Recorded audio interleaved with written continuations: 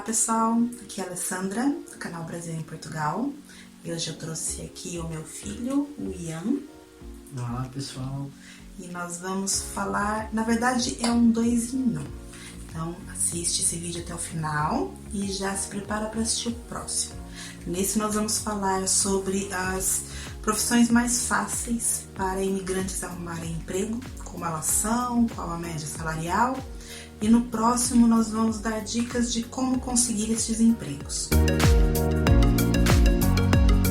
Vamos começar falando daquele que é o mais comum, sim, que a maioria acho que até já ouviu falar pelo menos uma vez, que são os empregos na restauração. Na restauração, um ponto positivo é que 90% das empresas não exige documentação inicial. Você não precisa estar ainda regularizado para conseguir um trabalho e um contrato. A média salarial depende muito da posição. Então, na restauração, para quem não sabe, são os restaurantes, lanchonetes. Então, aqui em Portugal é tudo área de restauração. Restaurantes, lanchonetes, cafés, entra nessa área. Então, há várias posições. Você pode trabalhar na restauração copeiro, ajudante de cozinha, cozinheiro, atendente de mesa, que são os nossos garçons. O rendimento depende um pouco da posição que você entrar. E uma outra vantagem também é que eles não pedem experiência, não é um fator eliminatório quando você vai procurar um emprego nessa área. Ajuda, claro, se você tiver alguma experiência, a sua renda, né, o salário vai ser um pouco maior, mas não é algo que vai te impedir de trabalhar nisso. Tanto eu quanto o Ian já trabalhamos nessa área, ele primeiro como atendente de mesa e depois como churrasqueiro, e eu como ajudante de cozinha e depois como cozinheira. Pessoal, não era o que eu fazia no Brasil, tá? Mas a gente tem que vir de cabeça aberta. Há 5 anos atrás não era tão fácil conseguir um trabalho na minha área, né? Eu sou eletricista, então o mais fácil para mim foi a restauração, porque não pedia o documento logo de cara. Também não dava contrato, mas não é regra, tá, pessoal? Ainda tem muitos restaurantes que já dão um contrato e no próprio contrato vem especificando que você tem esse prazo de experiência e depois eles renovam quando terminar o prazo de experiência. O ponto negativo dessa profissão seria o horário, sim? Sim, o horário seria repartido, né? Quer dizer, tem o almoço e tem a janta. Então você trabalharia, por exemplo, para fazer o almoço das 9 da manhã até as 3 e voltaria umas 6, 6 e meia para fazer a janta. E tem um período aí de descanso que o restaurante fecharia, né? Então esse tempo aí que varia das 3 horas, 3 e meia até as 6, 6 e meia, você teria que ir para casa, né? Ou seria o seu horário de descanso. O problema é que se não for próximo da sua casa, o restaurante, o café nem tanto, os cafés não costumam fazer esse horário, geralmente fica aberto o tempo integral. Mas se você não residir próximo do restaurante, onde você estiver trabalhando, ou você passa esse período de descanso indo e vindo, ou seja, você não vai descansar nada, ou então você acaba ficando pela rua. Então o mal é que você acaba ficando preso no serviço desde cedo até de noite. Mas não são todos que são assim, né? Muitos, principalmente os para turista, é a janta. Então poderia entrar umas 3 horas da tarde, às 15, né? Sim, no último que eu trabalhei, o horário nosso era esse. Entrava às 3 e ficava até a casa fechar, que geralmente era umas 11 horas. Os horários também não são o certo. Existe isso também na área de restauração, é uma das desvantagens. Em pouquíssimos casos você vai trabalhar às 8 horas obrigatórias, assim, 8 horas de contrato. A maioria você vai acabar trabalhando um pouco mais. Não são todas que pagam hora extra. Mas tem a vantagem de não exigir documentação, não exigir experiências, a não ser que você vá trabalhar num restaurante ou num café bem numa zona histórica, assim, de bastante turismo, aí sim eles vão exigir que você tenha inglês, senão é bem simples realmente de começar a trabalhar nessa área. Varia de 700 a 800 euros o ordenado para quem trabalha na restauração, até o ordenado do que o chefe, que seria o top. Ainda tem a divisão de cozinheiro e chefe. Se cozinheiro é na média de uns 1.000, 1.200, é nessa faixa. Agora, se for realmente um chefe de cozinha, né, alguém que realmente domina mais do que um tipo de comida, por exemplo, Então, os salários podem ser astronômicos. 1.500, 2.000 euros. Mas para ajudantes, né, ou quem entrar sem experiência, varia aí do ordenado mínimo a 750. Com a vantagem das gorjetas, né? As gorjetas geralmente são divididas entre todos na casa, inclusive quem está na cozinha, não só pelos atendentes. E se for uma área de bastante turismo, meu sobrinho está trabalhando agora, neste momento, num restaurante que fica no centro histórico de Porto. E de gorjeta ele tira uma média aí de uns 150, 200 euros além do salário por mês. Nós não trabalhamos nisso, mas temos vários conhecidos que já trabalharam, que seriam a área de limpeza, não é exigido experiência. A grande maioria não exige documentação. Muitas delas têm duas formas. Sim, você pode ou trabalhar em uma empresa grande, um shopping, um mercado, e trabalhar direto naquele estabelecimento, ou então pode ser através de terceirizadas. Então são equipes que te levam até um determinado empresa, um escritório, para fazer a limpeza lá. Nessas terceirizadas, a grande maioria é por recibos verdes, então você teria que abrir atividade. E os pagamentos costumam ser por hora, principalmente nas terceirizadas, né? Se você for funcionário da limpeza diretamente em uma empresa, vai ter ali um salário fixo. Mas por horas, a média salarial é de 4 a 6 euros por hora. E nas empresas onde você tem um salário fixo, ronda aí o salário mínimo, às vezes um pouco mais. Cuidador de idosos também é uma área relativamente fácil de entrar. Na maioria não é exigido que você tenha experiência. Tem os fixos, sim, lares e tal, e tem as terceirizadas, onde você vai trabalhar diretamente na casa do idoso. Nesse caso também é por recibos verdes e também é por hora. E também ronda 5, 6 euros por hora. Uma outra área que também é fácil de entrar, mesmo você ainda não estando completamente regularizado, é na área civil. Tanto meu filho quanto meu irmão trabalham já nessa área, os dois como eletricista. Sim, mas tem mais áreas, né? Tem pedreiro, pintor, encanador, serralheiro, tem várias outras áreas, né? E são ordenados bem atrativos. E para isso existem também separações, como no Brasil também já tem, que é o pré-oficial, né? O ajudante. E o oficial também é separado, os ordenados. Aqui fala-se ordenado, né? No caso, salário. Quando você entra como pré-oficial ou ajudante, não exige muita experiência. Mas para ser oficial, você já tem que saber, né? Não adianta falar que sabe, chegar lá na hora, vai passar vergonha. E geralmente é por terceiras, também empresa temporária. Para pré-oficial ou ajudante, o ordenado já não é acima do ordenado mínimo, a não ser que você esteja realmente por uma empresa temporária, porque aí você vai receber junto com o seu salário mensal um subsídio de férias, o subsídio de Natal, que é dividido pelo ano e é pago mensalmente para você, junto com o ordenado. Então sempre sobe mais um pouco. Também tem o subsídio de alimentação e algumas empresas trabalham com hora extra e paga certinho no fim do mês, junto tudo. E pode ser um ordenado ou pode ser por hora também, que varia de 7 a 8 euros a hora. É necessário sim a documentação, mas não é uma exigência eliminatória. Então, muitas dessas terceirizadas, inclusive, auxiliam para que a pessoa possa se regularizar, a fazer a sua manifestação de interesse. E o interessante das empresas terceirizadas, tanto no setor da área civil como em qualquer outro, é que nas terceirizadas, desde o primeiro dia de trabalho, você já tem um contrato em mãos.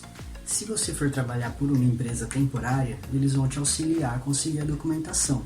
Mas na construção civil, por uma empresa menor, eles já vão te exigir logo de cara a documentação, pelo menos a segurança social, e isso é um pouco mais complicado de conseguir. E depois que você já tiver com a sua documentação em ordem, tem empresas temporárias que também mandam para fora para trabalhar, né? Eles têm muitas vagas de emprego por toda a União Europeia, e com a documentação portuguesa fica muito mais fácil. Também já é um ordenado muito superior ao que temos aqui em Portugal, justamente porque o ordenado mínimo dos outros países é maior do que o ordenado mínimo português. Então você acaba recebendo mais e morando aqui, né? Isso é bastante interessante, mas fica para um próximo vídeo. Uma outra área também que não costuma exigir documentação é nos salões. O brasileiro tem muita boa fama no meio estético. Ajudantes de cabeleireiro, manicure, massagista, profissionais de estética em geral, tem muita facilidade para arrumar emprego nessa área. Como são várias posições, então o salário também varia bastante, mas também é nessa faixa de salário mínimo até uns 800 e poucos euros. O único problema de salões é algo muito distinto da experiência da pessoa. Nós temos duas conhecidas que trabalham nessa área. Uma delas, ela começou em um salão, gostou muito do lugar, das colegas, da chefe, mas não deram contrato. Ela ficou lá quase um ano, ficou porque gostou do trabalho, gostou das pessoas, mas não deram contrato. Falava que ia dar e acabava não dando, então nesse primeiro ano ela não conseguiu se regularizar justamente por esse problema. Talvez por ser um salão pequeno, né? Uma empresa que ainda está... Um pouco maior, pode ser que já forneça. E a outra conhecida, que na verdade é manicure, no primeiro salão, em uma semana ela estava com um contrato em mãos. Então é uma experiência muito relativa. Mas o que eu aconselharia nesse caso é entra, gosta, e se você perceber que vai haver alguma enrolação para que te deem o contrato, começa a procurar outro, porque nessa área realmente não falta serviço. Você pode continuar trabalhando, né? É ruim estar sem contrato, mas até você ter uma estabilidade, você pode ter tempo para procurar uma coisa melhor e conseguir um contrato, que é importante. E a partir do momento que você conseguir a sua documentação, que você já estiver com tudo certinho, aí o leque abre, né? Existem várias outras profissões que exigem a documentação, mas que não tem problemas com você ser imigrante, principalmente porque geralmente a sua experiência no Brasil é sempre carteira de trabalho, né, para comprovar a experiência. Então aqui não tem carteira de trabalho, então você comprova na prática. É lógico, algumas profissões você vai ter sim, né, outras mais especializadas vai ter sim que apresentar algum tipo de comprovativo de que realmente sabe fazer aquilo, mas a maioria dessas... um certificado, né, de algum curso que você possa ter feito no Brasil. Isso, mas dentre essas profissões que nós estamos falando, que não exigem tanta experiência nem qualquer tipo de certificação. Agora, nessas que nós vamos falar, aí sim, já exigem que você tenha documentação em ordem. Contact center, né? Trabalhar atendendo e dando apoio via telefone. Então, uma das coisas boas, se é que há alguma, que veio no resultado desse caos da pandemia, é que os contact centers, a grande maioria agora está tudo em teletrabalho, e como é um modelo que foi bem recebido tanto pelos funcionários como pelas empresas, né? Parece que vai se manter assim como teletrabalho, pelo menos uma grande parte delas. Então, se você tiver experiência, ótimo. O leque se expande ainda mais, é muito mais fácil de você arrumar alguma coisa. Mas tem muitas dessas empresas de contact center que não pedem nada de experiência. Inclusive, eles dão treinamentos remunerados e você já começa a trabalhar na área. Salários de contact center rondam o mínimo, sim, não costuma ser muito mais do que isso, mas tem sempre auxílio alimentação, auxílio bônus disso, bônus daquilo, então acaba você tirando sempre um pouco mais. O contact center é o telemarketing, tá, gente? Pra quem não sabe. Também na área de fábrica, todas elas exigem documentação, mas depende muito da área, lógico, né? Tem N tipos de fábricas, mas muitas delas, principalmente para operadores de máquinas, então, por exemplo, não é exigido experiências. Um operador de produção. Exato. O Ian mesmo já trabalhou em duas aqui. Eu entrei como eletricista, mas o horário era horário comercial, fazia tranquilamente das 8 às 5 e folgava de fim de semana. E também tinha outras áreas lá que não eram exigidas experiência, montadores e operadores de produção, e alguns trabalhavam à noite até, tinha horário noturno, que era rotativo, e eles até conseguiam ganhar um pouco mais, porque tinha adicional noturno. Lá nessa empresa eu recebia por hora, o valor combinado comigo tinha sido de 7,5 a hora, foi através de uma empresa temporária também, que rondava aí uns 1.200 euros por mês. E agora eu tô em outra, ganhando praticamente a mesma coisa, só que lá eu já consigo tirar um pouco a mais quando tem o turno noturno, né? Porque lá eu faço por turnos. Então o meu turno tem das 8 da manhã às 3, das 3 às 11 e das 11 às 8 de novo. Os outros turnos, que nem tem empilhadores, tem operadores de máquina, e eu que sou operador, meio manutenção. Cada um tem lá o seu horário, né? Tem quem folga de fim de semana e faz o horário comercial, e tem esses outros horários. E o trabalho também é um pouco diferente. Agora eu, como operador especializado de máquinas, né, fico tomando conta para não parar a linha de produção. E geralmente, dependendo do que você for fazer, né, se for operador de produção, talvez não peçam experiência. Se for alguma outra área, manutenção, que é a parte que eu tô, já vai pedir alguma experiência, algum certificado comprovando que você tem essa experiência na área, né? Bom, então para quem trabalha em fábrica, o valor do ordenado vai ser de 800 a 1.000, 1.200 euros. Uma outra profissão também, que não é exigida experiência, mas precisa ter a documentação, seria para motorista.